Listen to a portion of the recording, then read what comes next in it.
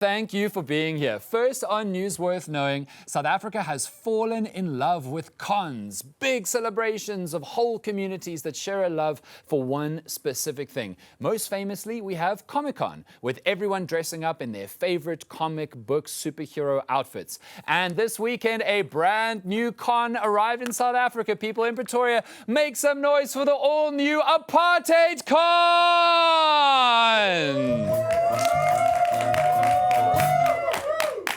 I can't believe I made you clap for that. Yes, 1,500 people dressed up in apartheid cosplay descended on the American embassy on Saturday morning. Some of these superfans even slept on the pavement overnight, guys, to be in the front like a music concert for somebody racist. It's giving Steve Hofmeyr. And before you get touched, before you scream at the TV, "Dan, you stupid Soti, this was just a demonstration about the Expropriation Act," there was a very popular sign at the front that said, "Make South Africa great again." People, when was the last time these people thought South Africa was great? Because I suspect it wasn't that cute Mandela window in the 90s. And then there was another sign very popular that said, "Recognize the white nation," which was literally apartheid's tagline. It was their brand. And you know who else's whole brand that line is? The KKK in America and the Confederates in the American South.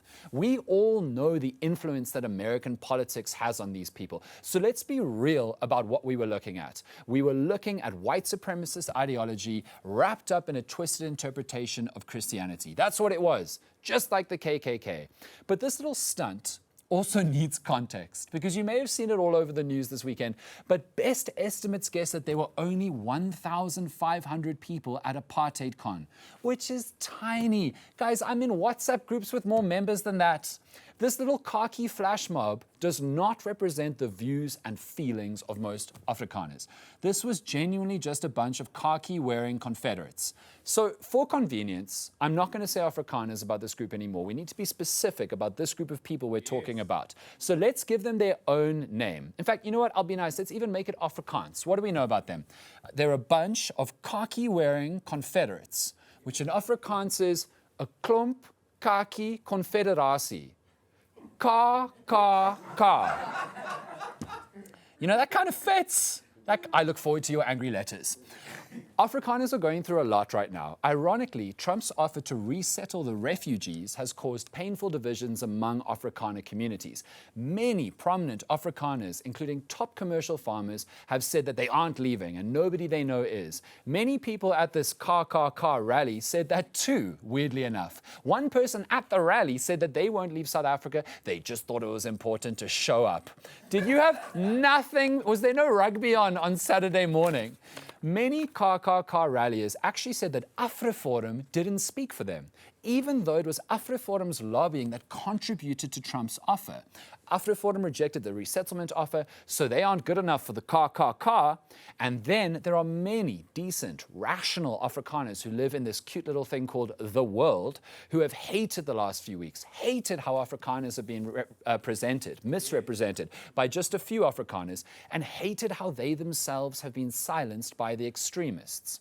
The famed Afrikaans journalist Max du Preez wrote a phenomenal piece of journalism last week, a brave piece about how Afrikaners are once again the skunks of Africa, in his words, about how 30 years of careful, earnest work to rebuild relationships between Afrikaners and black South Africans has been so damaged by this crisis. He wrote correctly that Afrikaners are entitled to promote and preserve their language, but Afrikaners are not victims. Along with other white South Africans, Afrikaners remain privileged and vastly overrepresented in professional and economic spheres.